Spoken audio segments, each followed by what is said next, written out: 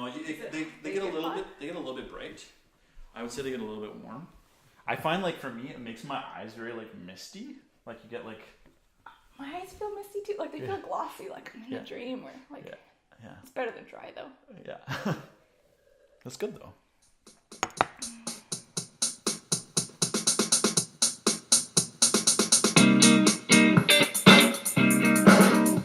Thanks for letting me into your home, Amanda. I'm really excited to talk to you about your art and what you do and your whole spiel. As you guys can see, this is my first time ever doing an interview in someone else's space, which I'm pretty excited about. I'm glad you can make it because it really helped me out a bit schedule wise. Yeah, well, I mean, you got a lot going on, and obviously working as a freelancer and a full-time mom, you don't get a lot of opportunities to like just run around. So this is awesome. I'm excited. Can you give me a brief statement about who you are and what kind of art you create? Okay. Primarily, I'm a graphic designer. I specialize in print design and illustration. Yeah. Besides those services that I provide, I also have a small shop that I've opened up online to kind of sell similar like art products, Right. originals, stationery, stuff like that. Yeah. And you've been doing that for quite a few years, probably like longer than I've known you even, and that's been quite a while. So it's got to be like, what, upwards of 10 years now? Yeah, since about 2010, I'd say I'd really started. Yeah. Yeah. And you focused primarily on the graphic design illustration, and now you've kind of started to evolve a little bit. Yeah, basically I've extended in a couple areas. Like I tried out a bit of web work. It wasn't really my thing. Yeah. So I kind of backed away from that eventually, and now I have enough clients that I don't really need to take on so many projects that aren't really in my desired area. Yeah, so you're now able to focus on the things that you care about and do it at your own pace effectively. Yeah. Awesome. Yeah. I think it's great. Why did you decide to go after freelance work as your primary means of making art? It was always in my plan to switch from agency or working in-house to freelancing. Just like it just worked family planning wise. Right. So it was just always was the plan. Yeah. So it's not really that I knew it was going to work or that it was going to work really well for me particularly, but it's what had to work. Right. Yeah.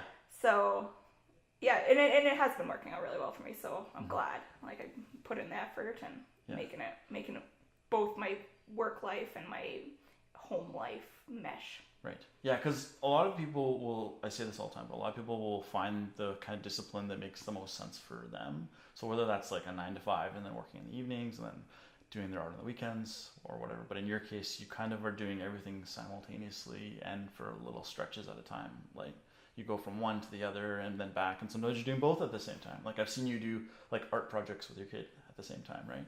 Yeah, for sure. Yeah, so it's a different way of working, but it's not necessarily like any artist has like a carved path for them, right? Yeah, the way I see it is like when I have to work on something when Riley is around, it's no different than working with desk mates. Like Right. You get used to different people doing different things around you, and you just kind of work with them. Sometimes sometimes you're not working directly with them, but you're still engaging with them often. Yeah. So it's a different set of interruptions. yes, no water cooler interruptions, but there's definitely more motherly interruptions. Yeah, totally. Awesome. How do you find time each day to focus while you're doing your parenting duties? Okay, well, I take on clients often that are understanding that I am also parenting. It's not ever a hidden secret. So a lot of the companies that I work with know that he's around, and so they know that if they want to have an extended meeting with me, that we have to schedule a little. Usually day of is fine, but we do that. There's also I don't know if I want to say that I don't focus. Yeah. Find time to focus, but really it's just there is no just devoting time to working. Right. It's just so much of a mix and match. Yeah. Do you ever find that you get in the zone though? Like you're getting a 20 minute to 1 hour stretch where you're just, that's all you're doing is being creative. Oh, for sure. Yeah. Like Riley's really, he's really cooperative. So when I tell him I got to do this, I need to work, and then we're going to have fun. Yeah. He knows that. I also try to do the fun before I got to work so that he feels not unengaged. Like I definitely don't ever want him to feel like he's second choice. He's first choice. Right. Yeah. But these are also other things that I do. Yeah. It's the same as other duties. Like, let's say I didn't work, but I just stayed home. Like, I'd have things like dishes to do and housework, and other kids get by just the same. Yeah. So instead of doing housework, it's just, I'm just going to be at the computer. Plus you do the housework too and stuff too as well. So you kind of have like, it's just like extra time. So like you have to do extra attention for him, I guess, in a way. Yeah. Do you find there are ever moments where he just like won't cooperate at all? Sometimes. Yeah. And at those times I just call it quits, because I don't want to lose the detail that I put into anything at the expense of moving over to my parenthood. So if I can do both at the same time, that's great. If I can't do both at the same time, then I leave it till later. Gotcha. Do you believe it's possible to achieve as both a freelancer and as a parent without having any sort of support? Well, there's support that's informal and there's support that's formal. Yeah. Right now I don't have a lot of formal support. Yeah. But like I said, we got to take the opportunities that you have. So right now, I sent my son over to the neighbor's house to play for the afternoon. Yeah. We don't really have an arrangement, but we do that. We send our kids back and forth. So times like that, that's when we fit in work stuff. When he was much younger, there's definitely, I needed, if family was visiting, or if family wanted him to come over. Yeah. It's like, okay, great. Like, I'll use these as work hours. So yeah, a support system is helpful, very helpful, but it's not necessary. I think a lot of people get by with very little, and I feel like I have more than maybe other people have available to them. Right. And you just make work what you have. Yeah, and I think there's been times where you've had family around, and they can sort of serve as sort of a secondary guardian or support for Riley, right? So it's like taking advantage of that as well, right? And I always say this, I come back to this with every artist I talk to, it's like you have to find the things that work for you and make use of the time that you have available. So you're capitalizing on that as best you can, right? Yeah. Yeah. For sure. Yeah. Do you think that if you had even more formal support, you'd be even more like productive? Like you'd be just going like 40-hour work week kind of thing? I've been thinking about that lately. Yeah. With another kid on the way. Yeah. Might be nice if one of them wasn't here necessarily all the time. I would definitely have more hours to put in, so I could take more clients, but I haven't really decided on that yet. But yeah, I think it's definitely would be a good idea, but it's a trade-off. Would you say it is even more important to collaborate with your child when you work from home? Certainly. We often, like I mentioned about being desk mates, I often have him sitting at my desk. Yeah. And it's my desk / his desk. Like he's got his little pencil holder with his crayons in it, and he's got sheets out. And sometimes I can't necessarily watch what he's doing, so he'll do like a tutorial on how to draw a jellyfish or something, and that keeps him busy. And then I take little breaks and check out what he's working on. And so we collaborate that way. Or for instance, the other day I did a ink drawing of a bicycle for my shop. He liked it, but he decided there needed to be a guy riding that bike. So I wasn't going to add that in, but it's really easy for me to photocopy my drawing, and then here you go. Yeah. Add a guy on that bike. Yeah. So he made his own version of the drawing, or like he added to the drawing. Yeah, for sure. Yeah. Does that happen like a decent amount? Like where he'll come in and like, I hear all these like great stories of kids and parents like who are creative parents get their kids to come and make art with them, or like they'll like the kid will draw something and then the parent will like stencil it and make it like into this elaborate painting. Like, do you ever do stuff like that? Not necessarily. We usually have like our own projects on the go. He's not quite at an age where I can do that, or maybe I just haven't found the time to turn something he's made into some kind of masterpiece. I know exactly what you're talking about, like the ones online. But he does provide a lot of inspiration for me. Like he fills my creative cup quite often. Like he's telling me some crazy bizarre story and I'm thinking, that could be a great painting. Like I'll work on that. Maybe not today, but tomorrow or something. Like so. He's just like his imagination is like on full like gear all the time, right? So, and he's always thinking about things that I would never put together. Like just, it's really just a random like blurb of information sometimes. Yeah. It's just like, okay, that is very unique. That's exactly what I need. Yeah. You need to be the first person up in your household. Do you agree with this statement?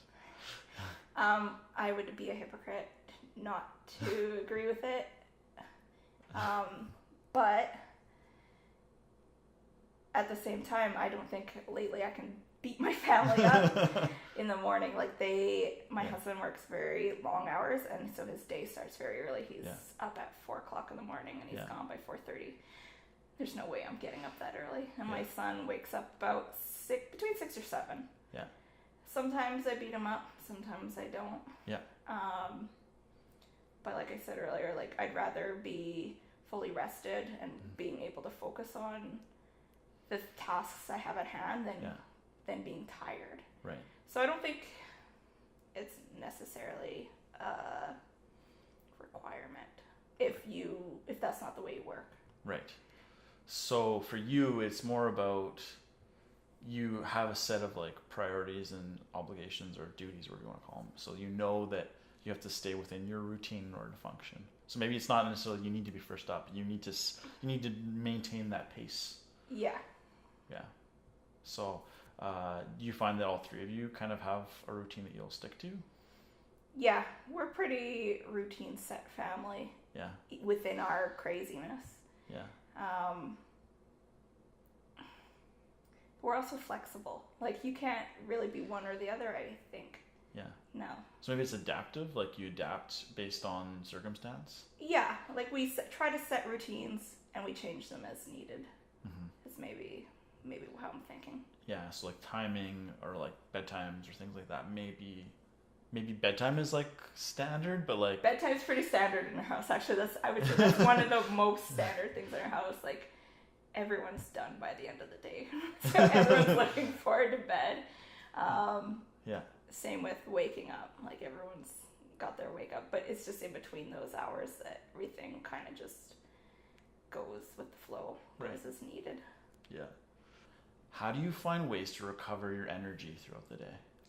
I don't know. There's no nothing in particular. You just make sure you stay like within like a certain like kind of food group, and then I just try to like eat healthy. Yeah. And then that keeps me going. Do you like pack snacks for yourself like throughout the day too? Like I know like lots of moms will have like little like baggies for the kids, but do you do that for yourself too? Just because you're going from like work to like playing and back and forth? Oh yeah, for sure. If we're leaving the house at any point, then I double up on everything. It's just children have meltdowns when they're hungry. Yeah. And I think adults have those too. We're just a little bit more reserved about it, but I think the feelings are the same. Like we're a bit hangry if we don't eat. Yeah, you're still just like, you know that you're really hungry and you want to like lash out, but you like society says no. Yeah, we just know a little better behavior. Yeah. Okay. And so you say you take naps. Do you find like you take like a lot of naps throughout the day, or is it kind of just depends upon how the day is going? No, I would say like some days I take one nap and it's like 15 minutes. And then like that's a long nap. 20 minutes. Yeah, it's all I need. That's all I need. Okay. So just something to rejuvenate you. not really a sleep replacement. Right. Do you find that your creativity like spikes after that happens? I find I'm able to focus more on the longer projects that I have, or the ones I haven't started yet. Like, I can't start a project if I'm busy, like too busy in my head or too tired. Like, it's just the start, I think, is too critical. Like, that's where you're generating ideas. Yeah. That's where you're just setting up for the rest of the project. So like, those are the times that I want to be like at my best. So that's when I leave those parts of projects, is when I'm at my best. Right. Who in your professional life inspires you, and who in your personal life inspires you? I'll start with my personal life. And it might be a little bit cheesy, but my husband definitely inspires me a lot. He's a very hard worker, and he always does it with a smile. And that's really, like, that's regenerating in a sense. Going back to that other question, like, it's just, like, if he's going to work so hard, I feel like I can work so hard. Yeah. Like, he's probably one of the most like happy-go-lucky people I've ever met. Yeah, and it really helps because I feel like sometimes that isn't necessarily my personality. Yeah. Like, not that I'm unhappy, but he is over the top Yeah. happy He's all like the time. sunshine. Yeah. And sometimes you need a little sunshine to keep you going. So, like, you just feel better on sunny days. So that's, I would say, my biggest personal influence. As far as professional, that's a huge range. The people that influence me professionally range from people who, like, you can see they're doing exactly what they want and they're being successful at it, and they're not really making compromises to do that.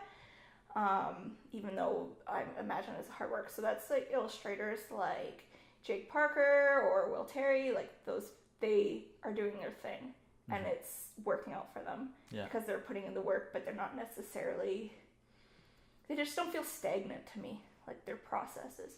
Yeah, they have a very specific style and they like stick to it. But at the same time, I can't relate to them as men. Right. Because they're not the primary child care for their families, even though, like, I'm sure they help out, but I just know they've talked about it before, that their wives do a lot of work for them in that sense. So then I also have to, like, drag inspiration from other women that I know are doing creative things successfully while they raise children. So that's, like, locally, Crystal Dreiger does that. Okay. Amanda Schultz just had a baby and she still seems pretty productive. So, like, that's inspiring to me that it can be done. You can be successful, like, in all aspects of your life. But I mean, you too kind of can serve as that for, like, younger people who are just starting out. And I think that's, like, what I take, like, I think you're probably one of the most, like, obvious or, like, best examples in, like, the local community that I know who, like, exemplify that idea of, like, someone who's doing double duty and who's, like, working really hard. So I think, like, don't sell yourself too short. Yeah, everyone's always got their heroes, and it's never gonna be yourself. So yeah, of course. But I mean, I'll take it. Okay, so we've made it through the gauntlet. We've got 11 questions. This is the last one. I think I always say this to everybody when I do an interview with them. I always say the hardest question for last, or the question that best exemplifies the artist I'm interviewing. So I think this one really goes over sort of the theme that we've been talking about, which is freelance work versus parenting and how they all work together. So I hope you're ready. I think it's going to be exciting. But what do you think is actually easier, freelancing or parenting? I think whenever you expect one to be easier, it's going to be the hardest one. Yeah. It's kind of, that's a trick question, Tim. Yeah. So that's the benefit of switching back and forth, is when one gets a little hard, then you have the reprieve of the other. Yeah. If I had to just pick one, I would say parenting is harder, because your commitment to parenting and, like, the work you put into parenting is super long term. Yeah. And probably, like, I wouldn't say it's more important, because obviously, like, clients are important and their work is important, but if something's not working out with a client, Yeah. you can cut ties. Yeah, you can walk You can away. say, I'm sorry, it's not working out. Someone else might be better suited for you. Yeah. You can't do that when your child is maybe having a tantrum at the store. You can't say, okay, maybe that lady will work out better for you. See you later, kid. So, yeah, I guess parenting would probably be harder. Freelancing is easier to control. It's more... it's just easier to manage schedule. Expectations. Yeah. It's kind of you can do what's gonna work for you and cut out the rest. Yeah, there's this idea out there, and this is me saying this as a non-parent, so I realize immediately my opinion is like less. But there's this idea out there, and I realized this, and I was like, oh, this is actually really true. But you're basically taking like guardianship of someone who knows nothing about life for like 18 years. Like, you're legally responsible for that person who knows nothing about life, to teach them about life so they don't kill themselves or like harm others or, basically like do something awful. And you're doing that for 18 years. Yeah. At the minimum. Like, maybe sometimes people do it for longer, but like, it's like you said, it's a long-term project, like a long-term responsibility. And obviously you do it because you love the child too, but like, just in terms of like conceptually what you're required, it's a lot. It's a big commitment. It's a huge commitment. And I mean, on the day-to-day, you want your child to be happy and like complete certain milestones and tasks. But I mean, in the end, you're really creating like a life that's gonna tribute to society, and like that's like gonna be like our whole next generation. Like, like they're gonna be a contributing member. Humankind. You're kind of working on humankind. Yeah. So that's a big responsibility compared to an event poster. Yeah. Yeah. Got me pumped. Yeah, no kidding. Well, that's great. I mean, I kind of figured that freelancing would be the answer, but in terms of like what's easier, but it's also the one that is, it's the creative side of you that you need to fulfill that too, right? So you can't just totally ditch it and throw it out the window. So this is a way for you to make it work for you. Yeah. Based on your other like social aspirations and like making the next stage of humanity or whatever. There's a lot of back end work to being a freelancer. So I mean, that stuff isn't always the funnest, but it's worth it for the other half. Right. Awesome. So I don't know. I think this is a really fun interview. I'm glad that we were able to use your house to host this discussion, and I'm just excited to see where you keep going. I mean, like I said, you're very inspiring to me personally. So. Oh, thank you. I take a lot of joy in like looking at your stuff and be like, okay, if Amanda does this all the time, I can do this. I don't even have half the responsibilities that she has. So. I'm just excited to see where you keep going, and I hope we can do another one of these sometime in the future, and I can add you into my like Rolodex of artists that I tell people about, and Awesome. So thanks for doing this interview.